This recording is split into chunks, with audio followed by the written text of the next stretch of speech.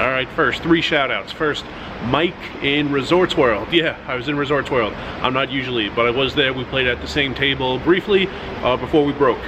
Also, to the guy in Sahara who talked about cigars with me for a minute. Never got your name, but we were on opposite 1-2 tables. There were actually 6 tables going that night. 2 mixed games, 2 tournament tables when I got there, and 2 no limits. So 6 of the 7 tables were going. I had never seen that in Sahara. And third shout out to the guy in the New Jersey Devils hat.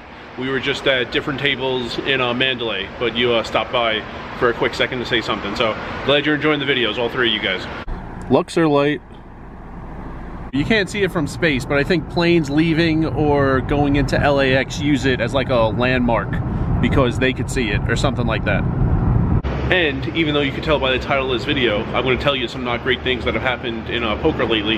The point is just to take advantage of this stretch, because last year I didn't really have awful stretches. I did have some like long, modest winning stretches, a lot of it before I started the channel. And then, you know, the 100 hours challenge was pretty good. The 250, things went well. April was my 3rd best month ever. There were like 2 very small bad stretches, but nothing prolonged. The longer stretches that weren't ideal were like decent, but they were winning. So this is like a long losing stretch, and I just want to get some of it in a video, because stretches like this don't happen to me a lot. So all of these things I'm about to tell you happened in a 4-day stretch about a week and a half ago. I'm not making any of them up. I had pocket kings against the worst guy at the table. He had aces. I had a straight against that same worst guy at the table. He snap folded when I bet. I had an overpair and lost to quads. I had top 2 pair and lost to a flush. I had middle set against top pair and a gut shot. Gut shot, turned the nuts, the straight on the turn, and I bricked my full house outs going to the river. I had top pair and a gutter to Broadway against the worst guy at the table, and he snap folded when I bet the flop. 4 times I had an overpair, and 4 times everyone folded the flop. I flopped a full house, and 2 people both snap folded when I bet $7. I had an overpair, and a woman flopped a straight. I had kings on a 7 high board, and a guy had flopped middle set. I had top 2 pair on Jack 9-4 rainbow, and a guy turned a gut shot, and I missed my boat outs going to the river. I had top pair, top kicker, and the nut flush draw, and chopped. The guy had the same cards, but offsuit. The next night, the exact same thing, top pair, top kicker, and the nut flush draw, and chopped against the same cards, offsuit. Those 2 are annoying, by the way, not just because I missed the flush, because both of those guys would have played the hand exactly the same if they had top pair, but a different kicker. And then I just would have won with my kicker. But up against those exact hands, I could have won with my flush, and that didn't happen either. I had an overpair versus straight draw, probably the best read and best hand I played all year, and a guy just turned his straight. I lost overpair to overpair. I turned a straight, a guy bet $10, and when I made it 35, he snap folded.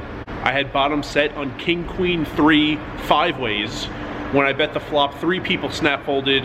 1 guy did call 25 on the flop before folding on the turn.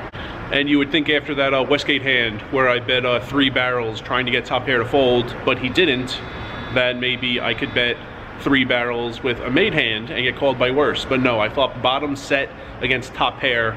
Guy called the flop, called the turn, and then folded the river for reasons I don't understand. So all that happened in 4 days. I either win small or lose big, and somehow only lost like 385 in those 4 days. So that's a good lesson if you're going to start playing a lot more, retire, play a ton, or quit your job, play a lot.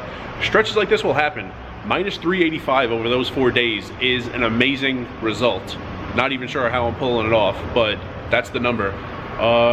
You can't just tilt and just start shoving and doing ridiculous things. You have to keep your head, and minus 385 is a very, very good result when all those things happened for 4 days. So that happens.